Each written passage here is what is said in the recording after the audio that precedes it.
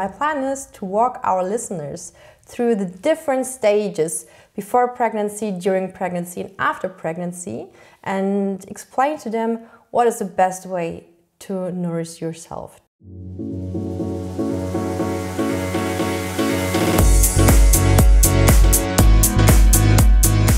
So I'm really happy to have a wonderful guest today. She's Lily Nichols from the US, and she is a registered dietitian and nutritionist focusing on prenatal nutrition and nourishment for the baby during breastfeeding, and of course also gestational diabetes. And I'm so happy that we can talk about that in the area of real food.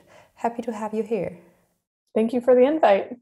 What time is it currently at your home? It is just after 11 a.m., so mid-morning. Okay, so I'm happy that we found a time where we both were able to talk, and we have some questions of the community because nourishment during pregnancy, before pregnancy, and after pregnancy is such a huge topic for our clients, because we ourselves, we focus on the nourishment for adults, and that's why I'm super happy to have you here. And my plan is to walk our listeners through the different stages before pregnancy, during pregnancy, and after pregnancy, and explain to them what is the best way to nourish yourself during these stages. And so let's jump right in. If I am a woman who wants to get pregnant, how can I help my body to have everything it needs before I get pregnant? Yeah, well, it's a great question that a lot of people don't think much about, because I think the assumption is you only need to worry about nutrition once you're actually pregnant. And it turns out there's a lot you can do preconception that can help with hormonal balance, which improves your menstrual cycle and improves your fertility, as well as increase your nutrient reserves so that during pregnancy you don't become more depleted. Moreover, a lot of nutrients are transferred to baby in utero and play a role in proper development. So things like neural tube defects, which is a type of birth defect that can occur very, very early in pregnancy. And the neural tube is finished developing by like 6-7 weeks of pregnancy. I mean, it's very early that the neural tube closes. And so really, if you typically the way that we date pregnancy, the earliest you find out you're pregnant, you're technically at 4 weeks. So that's a very short window to actually make many dietary changes if you haven't been thinking about it ahead of time, which is why preconception stores of nutrients that promote the proper closure of the neural tube, such as folate, choline, betaine, vitamin B6, vitamin B12, and others, are so important to have sufficient stores of coming into pregnancy. So with that, yes, there's a lot that you can do preconception that can improve all of those things. And one of the things that the points that I'll make here during our talk is that the foods that help you get pregnant and support your fertility are the same foods that support your health during pregnancy, and they're the same foods that support your recovery and also, breast milk production, nutrient transfer into breast milk, postpartum as well. So there's a significant amount of overlap. There's just maybe some slightly different things to focus on during those stages. But since I have a bit of information on your approach with really promoting nutrient-dense, unprocessed foods primarily, those are the same ones that are important for all of these stages. So some examples are like you really need a sufficient amount of protein for preconception and for proper hormonal balance, for blood sugar balance. Blood sugar balance plays like a very important role in keeping your inflammation levels low, and low inflammation levels are absolutely vital for optimal fertility and conception and pregnancy. So you're looking at eating a sufficient amount of protein, not taking the fat out of all of your foods, because you do need a lot of fat-soluble vitamins to support these stages. You want to include plenty of fresh produce. Those tend to be some of your best sources of folate, second only to organ meats like liver, by the way. So liver is a very nutrient-dense food to include in the mix. And then mostly avoiding your highly processed foods, your refined carbohydrates, refined sugars, and refined vegetable oils. And I mean, you can take it as simple as that and like run with it. If your audience is already used to eating that way, there might not actually be that many changes that they need to take to optimize their fertility or prepare for pregnancy.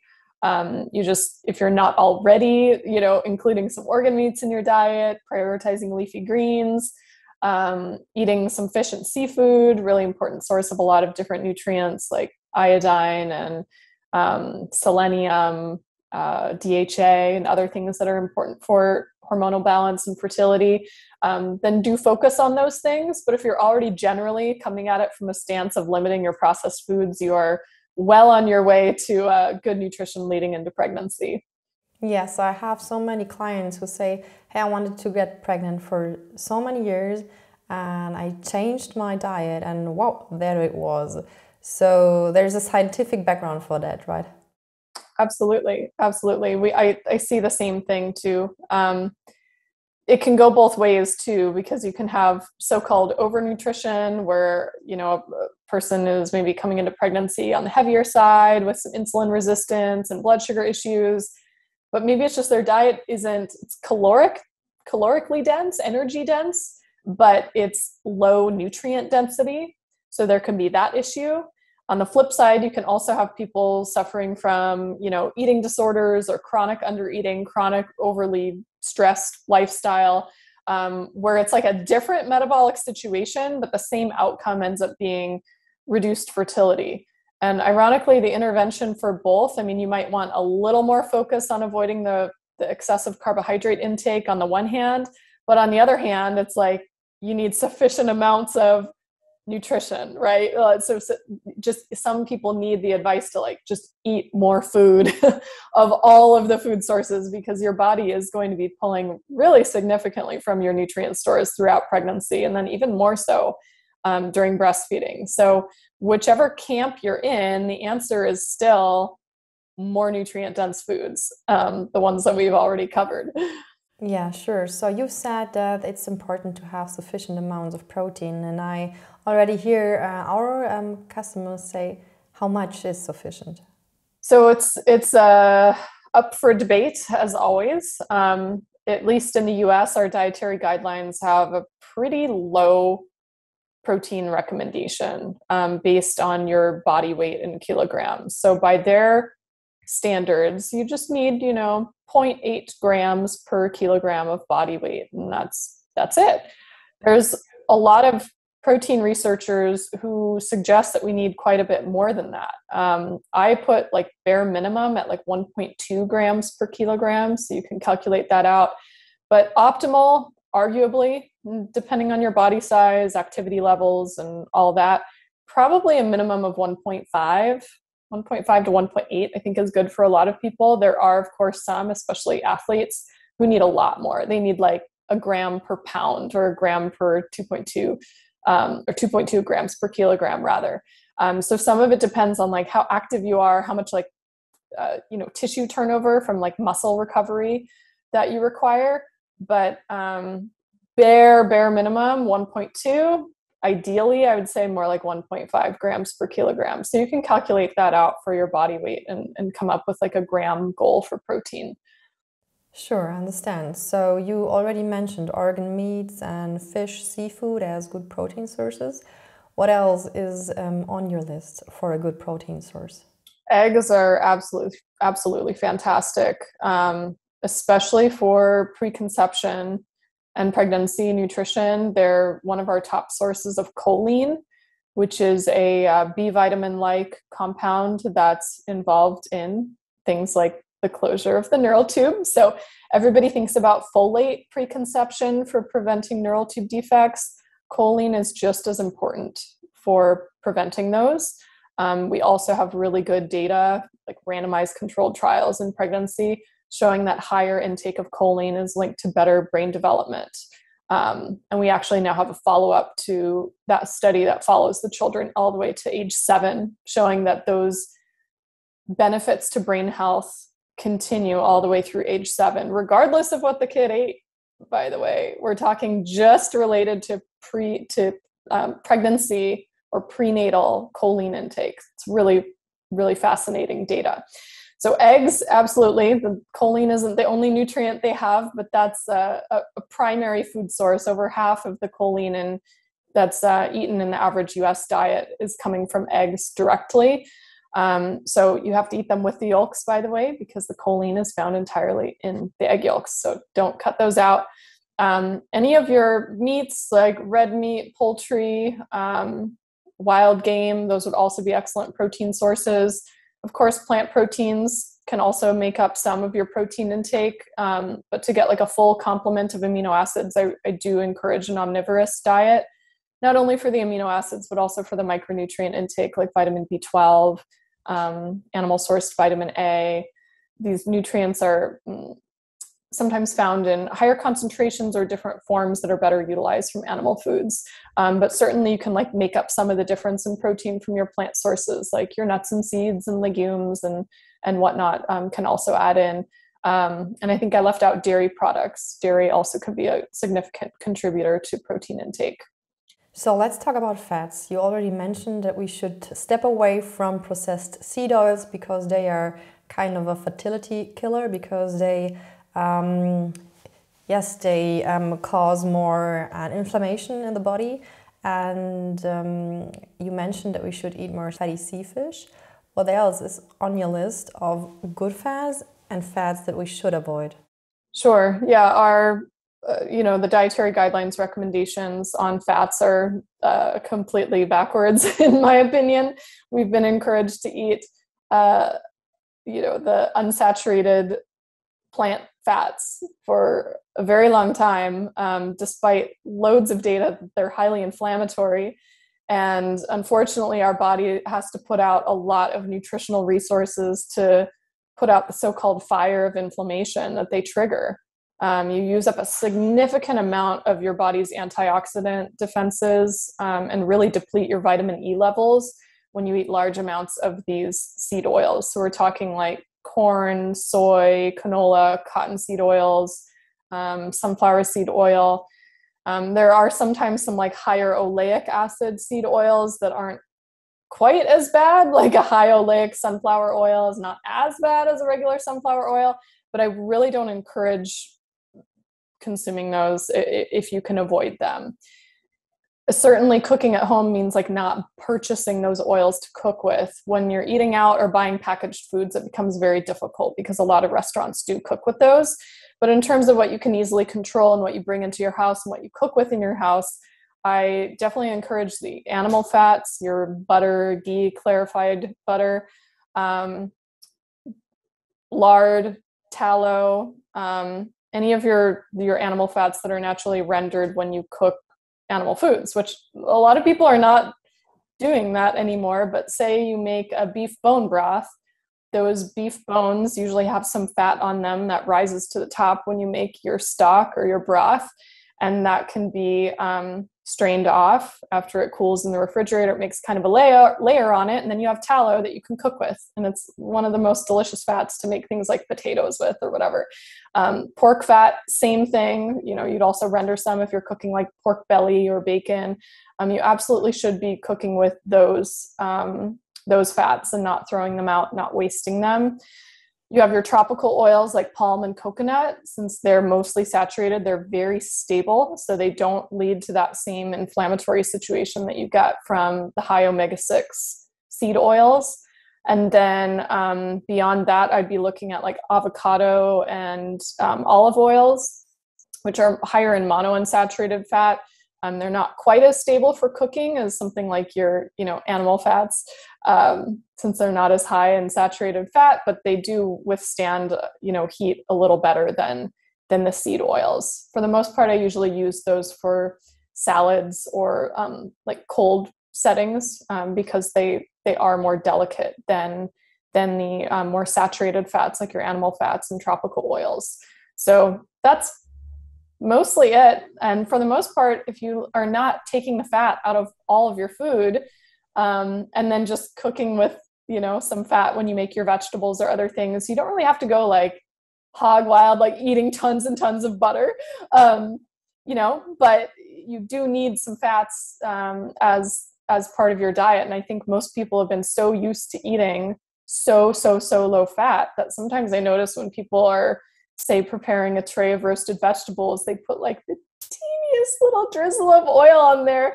And meanwhile, when I make a tray of vegetables, I mean, they have a nice sheen, nice coating of fat on them. It makes them more delicious. You absorb more of the fat-soluble nutrients and antioxidants from them. And then they also keep you full for longer. So it keeps you, you know, satiated. So don't have a blood sugar crash and are starving again to eat something else, right? So yeah, we definitely need to have enough fats in our diet. And a lot of people have been very afraid to include them. Sure, I know so many people that are really, on a psychological level, highly afraid of fat. And I'm so sad if I see young women who are on a fitness diet and following an Instagram trend, and they are doing a lot of workouts, they are on the treadmill a lot, and they're really trying to only eat like protein without fat from poultry or protein shakes. They tend to lose the periods, and this is a Yes. warning signal already. And there's a thing called rabbit starvation, which you get if you eat tons of protein without the fat, and also maybe low carb. So I'm worried about that. Absolutely a reason that almost all of your protein-rich foods, I would argue all of them, naturally come with fat, right? The eggs come with yolks that are rich in fat. The dairy products come with a nice thick cream top, right? Naturally, until you take it out and skim the milk, right? Your poultry has skin, your steak has marbled with fat. We should not be removing any of those things from our foods. Moreover, with things like chicken or poultry, when people take off the skin and don't eat that, the skin actually has a very specific amino acid makeup that's different from muscle meats. That includes a lot of amino acids that are important for collagen production. And of course, they contain outright collagen in and of themselves. But like glycine is one of the amino acids found in high amounts in animal skin and any tough cuts that have like connective tissue and bones. And that's really vital for some of the same things we were talking about with choline and folate. Glycine participates in the closure of the neural tube as well. It's involved in methylation, the creation of baby's DNA. I mean, at a very fundamental level, we get a huge imbalance of amino acids when people start tinkering with whole foods and taking out parts from the whole. That it's a different nutritional makeup when you do that. So start eating the crispy skin on your chicken again. Start making bone broth like grandma did. Start getting these, you know, tougher cuts of meat that can cook down like a pot roast or stew. Those contain a lot of those collagen-rich amino acids that are so vital for our health. When we create meal plans at Food Punk, we have the possibility to use different amount of carbohydrates for those plans based on a person's needs. And our opinion is that you should eat some more clean carbs during pregnancy and after pregnancy, and maybe avoid a completely ketogenic diet. So what is your opinion on carbohydrates? It's something I've looked into very deeply. My first book, Real Food for Gestational Diabetes, actually outlines a lower carbohydrate approach to managing gestational diabetes. So in it, I have to defend that I am recommending a diet that's lower than the conventional standard. The conventional minimum is 175 grams of carbohydrates per day for pregnancy. And what I saw in practice is that that amount was a mismatch for most of my clients with gestational diabetes. It was too many carbs. And it makes sense. If you fail a so-called glucose tolerance test with anywhere from 50, 75 to 100 grams of glucose, why would we give you a meal plan that's giving you 50 to 75 grams of carbohydrates at each meal? It doesn't make sense from like just a very fundamental, like toddler level understanding of nutrition, but also when you see it in real life and see it in practice, it's like, whoa, this is not working. So first of all, I recommend precisely what you do, which is an emphasis on quality carbohydrates. So displacing the low nutrient dense processed carbohydrates, especially your like white flours, white rice, refined sugars, those are like honestly the primary three ones that I'm big on reducing intake of, and having more of our carbohydrates come from sources that naturally have more micronutrients in them, but also more fiber. So it blunts the glycemic response. I'm with you on that. I don't think most people need to go on a full-on ketogenic diet during pregnancy, and everybody has different definitions of what ketogenic is, but for most people that's like less than 50 grams of carbohydrates per day. So certainly if somebody's coming into pregnancy eating like full keto, like less than 50 or 30 grams of carbs per day, they have more wiggle room for carbohydrates, and I emphasize the whole food ones. If somebody is coming into pregnancy with a fairly high carbohydrate intake, I might not have them like go, they might just need to titrate down a little bit, right? It might be a different scenario. But usually I max out my carb recommendations for pregnancy around 150 grams per day, that being total carbs from high quality sources. There are exceptions to that rule, of course, like somebody who is underweight or has struggled with eating disorders or is having trouble gaining weight during pregnancy or is very athletic. So they, you burn a lot more sugar when you're active, you can handle more carbs, then you might go higher than that. But for the most part, I'm keeping it usually somewhere between about 90 and 150 grams of carbs per day. And I feel like that gives you, it's not so restrictive. B, you have better intake of certain micronutrients like potassium, magnesium, folate, especially if you're doing, leafy greens and asparagus and those kinds of carb sources. It allows you to get sufficient amounts of fiber, which supports bowel regularity. And it's not super restrictive. At the same time, for the most part, you're usually not triggering, hyperglycemia after meals at that level of intake. There are, of course, exceptions because I work in the gestational diabetes field, but sometimes I'll have a client who comes in very insulin resistant. So they're pre-diabetic or borderline type 2 diabetic, and they do need to be stricter on carbs, a little lower than my recommendations. So I think it can be customized as long as you're cautious about still including like the most nutrient dense carb sources that are providing a lot of those, micronutrients of concern. That said, like beyond our, vegetables, legumes, nuts, and seeds, really most of the nutrients that are required for pregnancy are most concentrated in our animal foods, not the plant foods. So that I'm most concerned about them meeting those goals than I am about like carbohydrates absolutely providing like this wide array of micronutrients that are missing from the diet. It's actually kind of a misnomer in nutritional science to look at carbohydrate-rich foods as particularly nutrient dense. There's a handful of examples and exceptions, like I mentioned potassium and folate, but if you're eating nose to tail and are eating seafood and are eating organ meats and are eating eggs, a lot of those potential gaps actually can be filled by animal foods. It is super interesting that like we've never talked ever before, and you have such a similar view on how to nourish people in general and pregnant women, because like most of our meal plans come with 100 grams of carbs for pregnant women. Some have 50, some have 150, but it's like on average it's like 100 what we recommend for like a standard pregnancy, and that's really interesting. Why do you think that these standard recommendations are so far away from what we recommend? So I dug into this. Where does that 175 gram minimum number come from? And I devote a whole chapter to it in Real Food for Gestational Diabetes. But in short, it's based on a lot of assumptions. Like many of our guidelines, you look at our guidelines and they come from a very top-down approach of this is the amount of macronutrients that you require, and then you make meal plans based on those macronutrients. So if they assume that your an adult's estimated average requirement starts at 100, that's their starting point. Then they add on some extra for the increased calorie requirements in pregnancy, assuming that your diet has no less than 45% of calories from carbohydrates. And then they add on additional carbohydrates to account for the glucose used by the fetal brain. Of course, we know many adults who can thrive on a diet that has less than 100 grams of carbohydrates. So we're already starting from poor assumptions.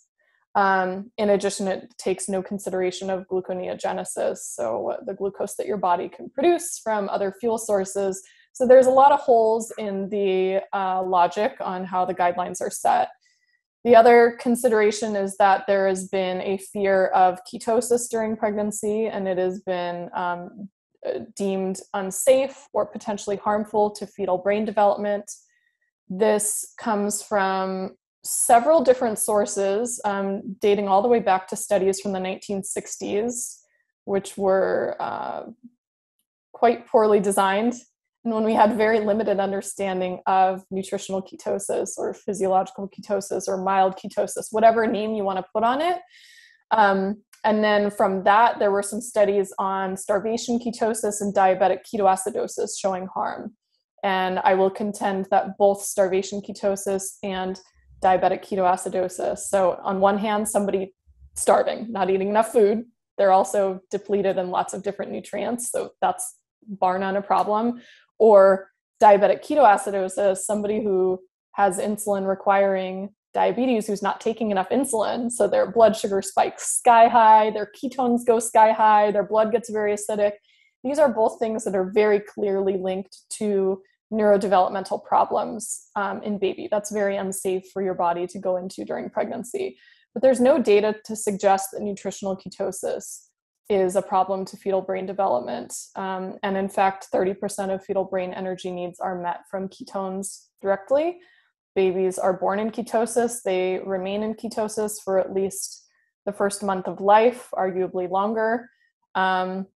And furthermore, the placenta actually manufactures its own ketones if maternal supply is not sufficient, showing that there's actually like a backup system to try to maintain a sufficient level of ketones for the baby, because there are special lipids in the brain, essential cerebral lipids, they call that are built from ketones. So, one way to think about this is like, okay, nobody has a problem with babies being in ketosis because that's the physiological design. They seem to handle it just fine. So like, is there some time point where like immediately at birth, ketones are now a good thing, but like prior to the period of birth, ketones are harmful to brain development? Like, it doesn't make physiologic sense. Why do pregnant women go into ketosis so readily? You're like 3 times more likely to go into ketosis after an overnight fast than somebody who's not pregnant.